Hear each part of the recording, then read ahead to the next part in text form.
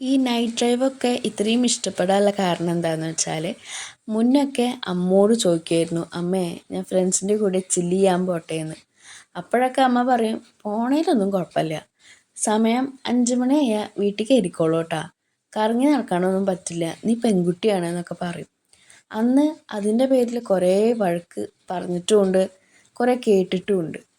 കിട്ടിയത് തന്നെ ഭാഗ്യം എന്ന് വിചാരിച്ച് ഉള്ള നേരം ഫ്രണ്ട്സിൻ്റെ കൂടെ ചില്ല് ചെയ്യാൻ വേണ്ടിയിട്ട് കാലത്ത് പോയ സമയം വൈകുന്നേരം 5 മണിയായ അപ്പോൾ ഓടി വരും അമ്മയുടെ അടുത്തേക്ക്. അമ്മേ ഞാൻ ദാ എത്തിയിട്ടോ, ഇനി എന്നെ വിടണട്ടോ എന്നൊക്കെ പറഞ്ഞിട്ട്.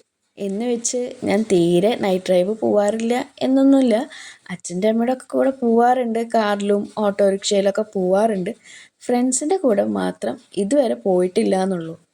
അങ്ങനെ ഇരിക്കെ ഒരു ദിവസം കാലത്ത് എണീറ്റ് ചായ കുടിച്ചിട്ട് ഞാൻ ജനാലയുടെ അവിടെ ഇരുന്നിട്ട് കുറേ നേരം ആലോചിക്കുകയാണ്. കുറേ നേരം എൻ്റെ മനസ്സിലിങ്ങനെ പോയിക്കൊണ്ടിരിക്കുക, എന്തുകൊണ്ടാണ് അമ്മ ഇങ്ങനെ ഒരു റിസ്ട്രിക്ഷൻ ചെയ്യണത്, അമ്മ എന്തുകൊണ്ടാണ് എവിടേക്കും വിടാത്തത് എന്നൊക്കെ എൻ്റെ മനസ്സിലുണ്ടായിരുന്നു. അപ്പോൾ ഞാൻ അമ്മോട് പോയി ചോദിച്ചു, അമ്മേ എന്തുകൊണ്ടാണ് അമ്മ ഇങ്ങനെയൊക്കെ പെരുമാറുന്നത്, എന്നെ വിശ്വാസമില്ലേ എന്നൊക്കെ ഞാൻ ചോദിച്ചപ്പോൾ